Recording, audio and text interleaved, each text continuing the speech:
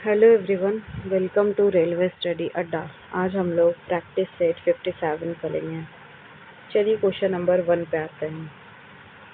Question number 1 में कह रहा है वाट, मतलब निम्नलिखित का सही मिलान करिए। पहला ऑप्शन में दिया वाट, दूसरा किलोवाट, तीसरा 1 किलोवाट आवर, चौथा 1 हॉर्स पावर। और मिलान करना है कि किसका किसके साथ सही है।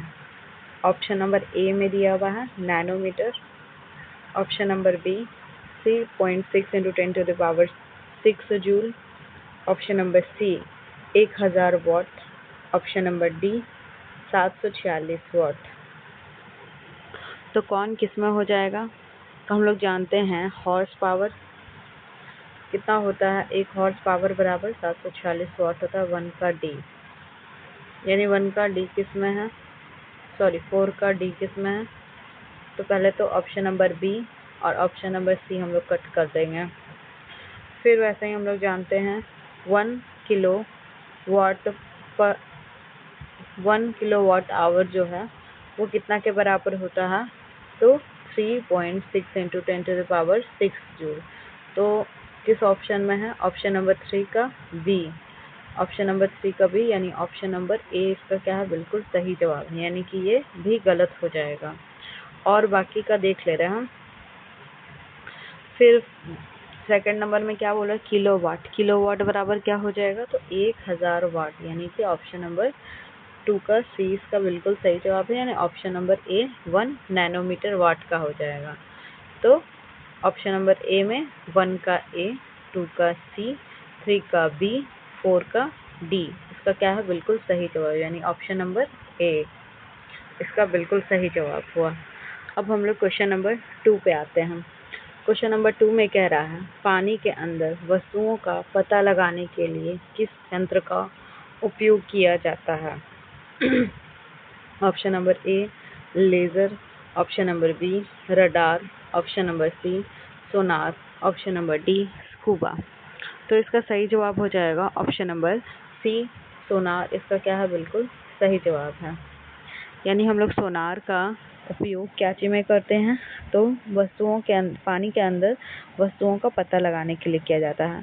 सोनार का मतलब क्या हुआ, तो ये क्या करता है, साउंड नेविगेशन एंड रेंजिंग, मतलब इसका फुल फॉर्म हुआ सोनार का। और इसमें अल्ट्रासोनिक वेव्स जनरेटर के द्वारा पानी के अंदर भेजे जाते हैं वेव्स, यानी कि एक तरह का वेव होता है, भेजा जाता है जो वस्तु से टकरा कर क्या हो जाता है, वापस आता है और जनरेटर के रिसीवर द्वारा रिसीव कर लिए जाते हैं जो उसका वेव वापस आया, जिससे अंदर वस्तु की स्थिति का क्या करते हैं, हम लोग पता लगाते हैं। लेज़र क्या काम करता है, तो इसकी खोज पहले कौन किया था, तो टी.एस. मेनन ने किया था। ये लाइट, लेज़र का फुल फॉर्म है light amplification by stimulated emission of radiation. Light amplification by stimulated emission of radiation इसका फुल फॉर्म हुआ। इसका उपयोग हम लोग शल्य चिकित्सा, धातुओं से जोड़ने व काटने में, युद्ध में दुश्मनों के हथियार नष्ट करने में किया जाता है। वहीं अगर रडार का देख लें तो रडार का फुल फॉर्म हो जाएगा रेडियो डिटेक्शन एंड रेंजिंग, इसका फुल फॉर्म है। ये प्रतिध्वनि के सिद्धांत पर कार्य करता है। इसकी सहायता से हम लोग वायुयान की दिशा या ऊंचाई के बारे में जानकारी प्राप्त करते हैं। स्कूबा, इसका उपयोग गोताखोरों द्वारा पानी के अंदर सांस लेने के लिए किया जाता है। यह self contained under water breathing apparent, इसका मतलब क्या हुआ, एक तरह का संक्षिप्त रूप जिसको बोला जाएगा scuba, SCUBA, self contained under water breathing apparatus, इसका फुल फॉर्म हुआ। आई होप सबको क्लियर हो गया होगा। अब हम लोग क्वेश्चन नंबर 3 पे आते हैं। क्वेश्चन नंबर 3 में कह रहा है कि किसी जल विद्युत गृह में विद्युत ऊर्जा में परिवर्तित होने वाली ऊर्जा कौन सी है। ऑप्शन नंबर ए यांत्रिक ऊर्जा, ऑप्शन नंबर बी स्थितिज ऊर्जा, ऑप्शन नंबर सी ऊष्मीय ऊर्जा, ऑप्शन नंबर डी गतिज ऊर्जा। तो इसका सही जवाब हो जाएगा ऑप्शन नंबर डी गतिज ऊर्जा क्या है, इसका बिल्कुल सही जवाब है। यानी कि जल विद्युत में विद्युत ऊर्जा में परिवर्तित होने वाली ऊर्जा कौन सी है? तो गतिज ऊर्जा है। यदि किसी वस्तु में कार्य करने की क्षमता उसकी गति के कारण आ रहा है तो उसी को हम लोग क्या बोलते हैं? गतिज ऊर्जा कहते हैं। इसको ध्यान रखना है। अब हम लोग क्वेश्चन नंबर 4 पे आते हैं।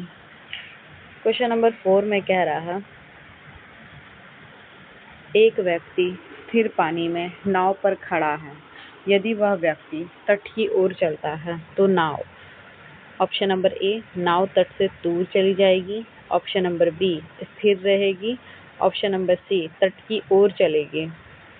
ऑप्शन नंबर डी, डूब जाएगी। तो इसका सही जवाब क्या हो जाएगा? तो इसका सही जवाब हो जाएगा ऑप्शन नंबर ए। इसका क्या है? बिल्कुल सही जवाब है, यानी कि नाव तट से क्या हो जाएगी? दूर चली जाएगी। तो ये किस सिद्धांत पे पहले कार्य करता है? तो ये न्यूटन के तृतीय गति का नियम पे काम करता है। क्रिया के विपरीत प्रतिक्रिया, यानी जब वस्तु आगे की ओर, जब कोई व्यक्ति आगे की ओर जाएगा तो नाव उसके विपरीत प्रतिक्रिया काम करेगी और क्या हो जाएगी? पीछे दूर हो जाएगी। अब हम लोग क्वेश्चन नंबर 5 पे आते हैं। क्वेश्चन नंबर 5 में कह रहा है, जी का मान कैपिटल आर यानी त्रिज्या के मान के अनुसार बदलता है। किसी छात्र को जी का मान कहाँ पर न्यूनतम प्राप्त होगा? ऑप्शन नंबर ए, भूमध्य रेखा पर। ऑप्शन नंबर बी, मकर रेखा पर। ऑप्शन नंबर सी, ध्रुव पर। ऑप्शन नंबर डी, कर्क रेखा पर। तो इसका सही जवाब हो जाएगा ऑप्शन नंबर ए, भूमध्य रेखा पर क्या हो जाएगा? सबसे न्यूनतम हो जाएगा, यानी ऑप्शन नंबर ए इसका बिल्कुल सही जवाब है। पृथ्वी की ओर मुक्त रूप से गिरती किसी वस्तु के वेग में प्रति सेकंड में होने वाली वृद्धि को ही क्या कहते हैं? हम लोग पृथ्वी का गुरुत्वीय त्वरण कहते हैं, जिसे हम लोग जी से प्रदर्शित करते हैं। गुरुत्वीय त्वरण का मान पृथ्वी के द्रव्यमान और पृथ्वी की त्रिज्या पर क्या करता है? निर्भर करता है। पृथ्वी का द्रव्यमान नियत होता है और त्रिज्या का मान क्या होता रहता है? परिवर्तित, चेंज होते रहता है, क्योंकि पृथ्वी पूरी तरह से गोल नहीं है और वो ध्रुवों पर क्या होती है? चपटी होती है। तो पृथ्वी की त्रिज्या स्थान परिवर्तन के साथ क्या हो जाती है? बदल जाती है। ध्रुवों पर त्रिज्या का मान कम होता है, वहीं अगर भूमध्य रेखा पर देखा जाए तो त्रिज्या का मान क्या हो जाता है? अधिकतम हो जाता है। तो गुरुत्वीय त्वरण और त्रिज्या क्या हो जाता है? एक दूसरे में व्युत्क्रम होता है, व्युत्क्रमानुपाती उन लोग के बीच में संबंध होता है। तो भूमध्य रेखा में पे जो त्रिज्या हो जाएगा, त्रिज्या का मान क्या हो जाएगा? अधिकतम हो जाएगा, तो वहाँ पे गुरुत्वीय त्वरण क्या हो जाएगा? न्यूनतम हो जाएगा। और वहीं ध्रुवों पर गुरुत्वीय त्वरण अधिकतम हो जाता है। आई होप कि सबको क्लियर हो गया होगा। अब हम लोग क्वेश्चन नंबर 6 पे आते हैं। क्वेश्चन नंबर 6 में कह रहा है, मनुष्यों के लिए श्रव्य ध्वनि की आवृत्तियों की रेंज कितनी होती है?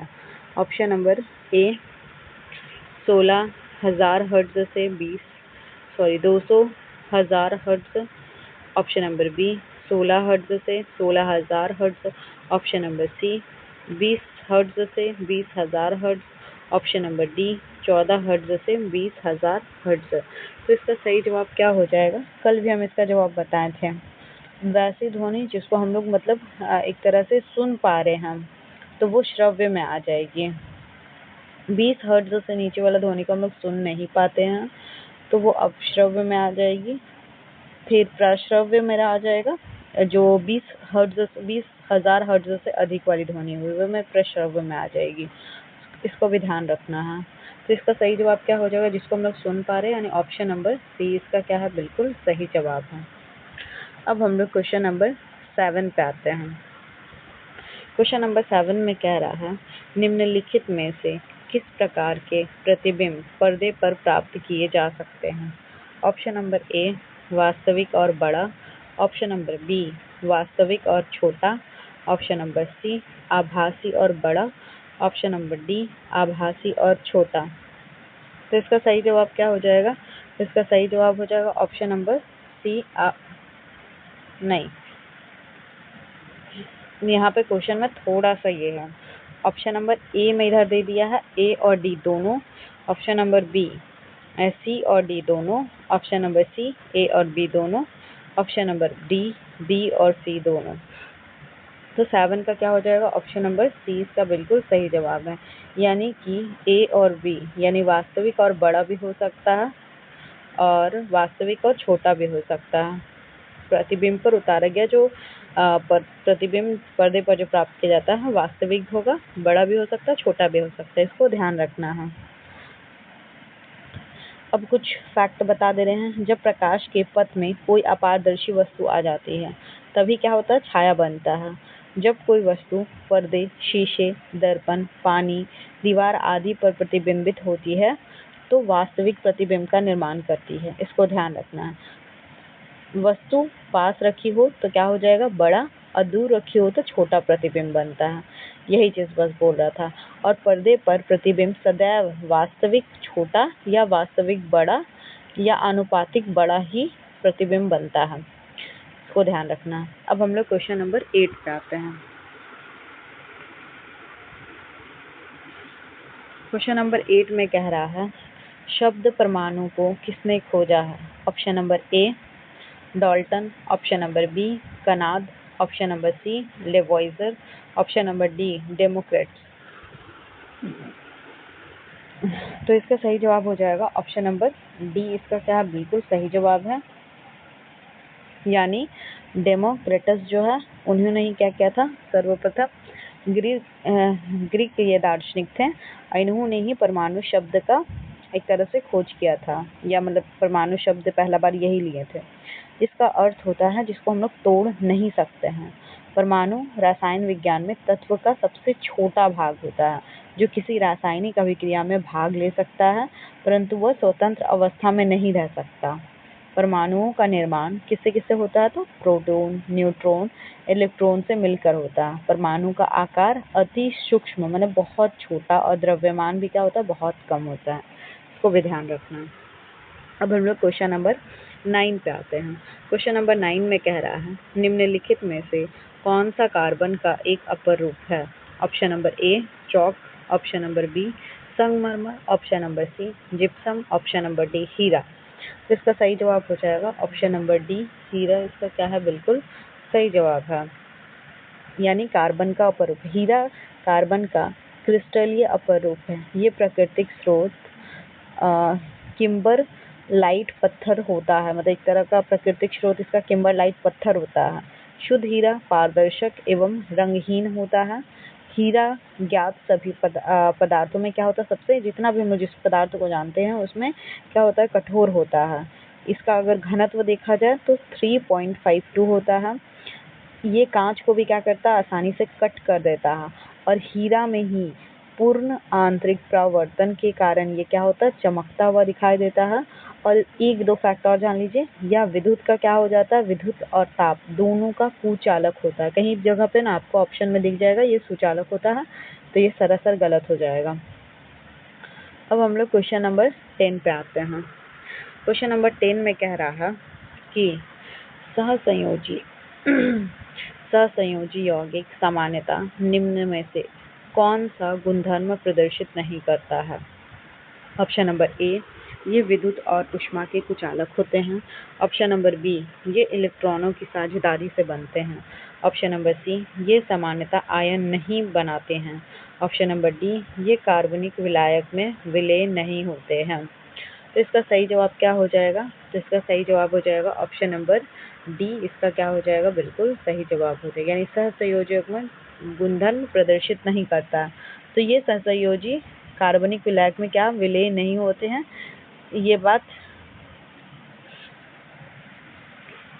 ही क्या है, गलत है।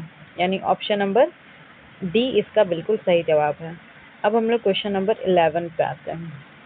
क्वेश्चन नंबर 11 में कह रहा है निम्न रासायनिक अभिक्रिया में कौन सी रासायनिक जाति ऑक्सीकृत हो रही है। CuO+H2 ब्रैकेट मतलब कि तीर का दिया हुआ है और Cu+H2O। तो इसका सही जवाब क्या हो जाएगा, पहले तो ऑप्शन देख लेते हैं। ऑप्शन में हो जाएगा H2O प्लस मतलब option A, option B CuO, option number C H2, option number D Cu। तो इसका सही जवाब हो जाएगा ऑप्शन नंबर सी H2, इसका क्या है, बिल्कुल सही जवाब है।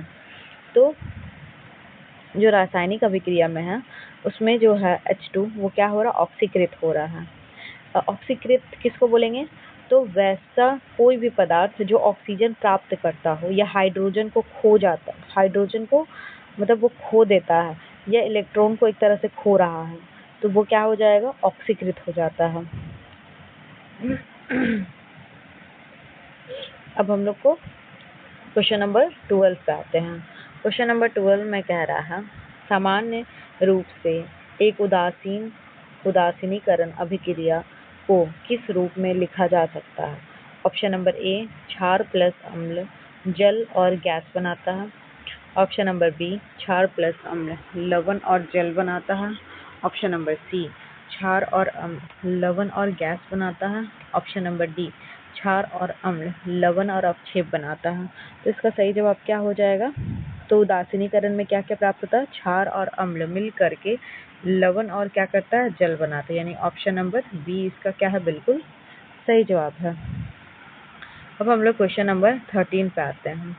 क्वेश्चन नंबर 13 में कह रहा है आधुनिक आवर्ती वर्गीकरण खालिस्तान द्वारा प्रस्तुत किया गया था। Option number A D.I. Mendeleev, option number B Henry Moseley, option number C J.W.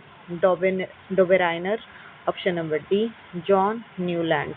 तो इसका सही जवाब क्या हो जाएगा, तो इसका सही जवाब हो जाएगा ऑप्शन नंबर बी हेनरी मोजले, इसका क्या है, बिल्कुल सही जवाब है। यानी आधुनिक जो आवर्त सारणी हम लोग देखते हैं वो किनके द्वारा प्रस्तुत किया गया है, तो हेनरी मोजले के द्वारा प्रस्तुत किया गया। इन्होंने सारणी को क्या किया, परमाणु संख्या के आधार पर व्यवस्थित किया है। मेंडलीफ के आवर्त सरणी, मेंडलीफ को क्या कहते हैं हम लोग, आवर्त सरणी का जनक कहा जाता है, जबकि हेनरी मोजले को हम लोग आधुनिक यानी मॉडर्न जो आवर्त सारणी हुआ पीरियोडिक टेबल उसका जनक माना जाता है। अब हम लोग क्वेश्चन नंबर 14 पे आते हैं। क्वेश्चन नंबर 14 में कह रहा है जल में खालिस्तान मिलाकर जल की स्थायी कठोरता को दूर किया जा सकता है। Option number A potassium permanganate, option number B washing soda, option number C bleaching powder, option number D chlorine. तो इसका सही जवाब हो जाएगा option number B washing soda, इसका क्या है, बिल्कुल सही जवाब है। यानी कि जल की स्थायी कठोरता को दूर करने के लिए हम लोग वॉशिंग सोडा या जिसको हम लोग सोडियम कार्बोनेट Na2CO3 का क्या करते हैं, उपयोग करते हैं। जल की स्थायी कठोरता उसमें घुले कैल्शियम या मैग्नीशियम के सल्फेट या नाइट्रेट व क्लोराइड लवण के कारण होता है। जल की स्थायी कठोरता को दूर करने के लिए हम लोग मतलब बहुत सारा विधि है, जैसे परम्यूटेट विधि है। ऐसा जल जो साबुन के साथ अधिक झाग उत्पन्न नहीं करता है उसको हम लोग कठोर जल बोलते हैं, इसको भी ध्यान रख लेना है। अब हम लोग क्वेश्चन नंबर 15 पे आते हैं। क्वेश्चन नंबर 15 में कह रहा है निम्नलिखित में से वर्ष 1976 में विकसित सर्वप्रथम सुपर कंप्यूटर कौन सा है। Option number A Acorn Atom, option number B Cray one, option number C PCW, option number D PET। तो इसका सही जवाब क्या हो जाएगा, तो इसका सही जवाब हो जाएगा ऑप्शन नंबर बी, इसका क्या है, बिल्कुल सही जवाब है। यानी कि क्रे1 इसका क्या है, बिल्कुल सही जवाब हुआ। विश्व का प्रथम जो सुपर कंप्यूटर 1976 में क्या हुआ था, विकसित हुआ था, जिसका नाम है क्रे1। किसके द्वारा, तो क्रे रिसर्च कंपनी अमेरिका के द्वारा इसको विकसित किया गया था। वहीं अगर भारत का देखा जाए तो परम 8000 है, इसको भी ध्यान रखना है। CDAC के द्वारा इसको बनाया गया था 1991 में। अब हम लोग क्वेश्चन नंबर 16 पे आते हैं। क्वेश्चन नंबर 16 में कह रहा है किस नेटवर्क टोपोलॉजी को कार्य करने के लिए एक हब की आवश्यकता होती है। Option number A ring, option number B bus, option number C star, option number D both bus and star. तो इसका सही जवाब क्या हो जाएगा, तो इसका सही जवाब हो जाएगा ऑप्शन नंबर सी स्टार, इसका क्या है, बिल्कुल सही जवाब है। यानी कि स्टार टोपोलॉजी के अंतर्गत कंप्यूटर के साथ जुड़ी सभी चीज़ें केवल एक केंद्रीय अवस्था में क्या हो जाती है, जुड़ी होती है, जिसको हम लोग हब कहते हैं। नेटवर्क में उपस्थित स्थानीय कंप्यूटरों में सीधा लिंक नहीं होता है, वे केवल केंद्रीय कंप्यूटर के माध्यम से ही क्या करते हैं, एक दूसरे से संपर्क में रहते हैं। आंकड़ों के व्यवस्थित संचार की जिम्मेदारी केंद्रीय कंप्यूटर की होती है। इसमें नए कंप्यूटर को जोड़ना भी क्या होता है, आसान होता है, क्योंकि पूरा नेटवर्क केंद्रीय कंप्यूटर पर आधारित होता है। इसीलिए जो केंद्रीय कंप्यूटर उच्च गति एवं उच्च क्षमता वाला होता है, स्टार वाले। अब हम लोग क्वेश्चन नंबर 17 पे आते हैं। क्वेश्चन नंबर 17 में कह रहा है, पारिस्थितिकी तंत्र की संकल्पना को किसने परिभाषित किया था? Option number A Arthur Tansley, option number B Evelyn Hutchinson, option number C Raymond Lindeman, option number D Charles Elton. तो इसका सही जवाब क्या हो जाएगा?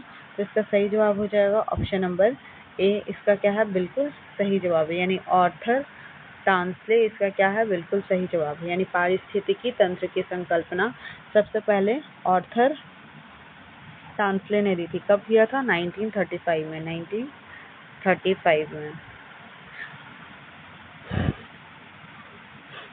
पर्यावरण मतलब पारिस्थितिकी तंत्र किसको बोलते हैं? सभी जीव अपने वातावरण के साथ एक विशिष्ट तंत्र का क्या करते हैं? निर्माण करते हैं, जिसको हम लोग पारिस्थितिकी तंत्र कहते हैं।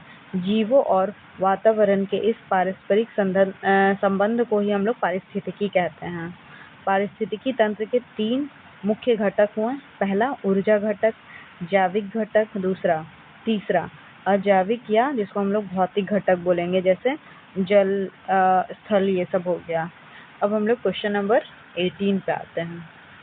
क्वेश्चन नंबर 18 में कह रहा है, भारत में स्थित सुंदरवन राष्ट्रीय उद्यान खालिस्तान में स्थित सुंदरवन संरक्षित वन के निकट स्थित है। Option number A Myanmar, option number B Bangladesh, option number C Bhutan, option number D Tibet. तो हम जान रहे इसका जवाब सब कोई सही दे रहा होगा, यानी ऑप्शन नंबर बी बांग्लादेश इसका क्या है? बिल्कुल सही जवाब है।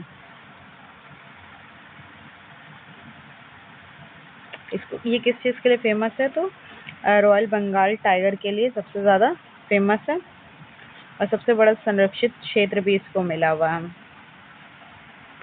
ये जो है बाघ संरक्षित क्षेत्र के साथ साथ क्या है? एक रिजर्व, बायोस्फीयर रिजर्व भी है। ये मैंग्रोव के घने जंगलों से क्या है? घिरा हुआ है।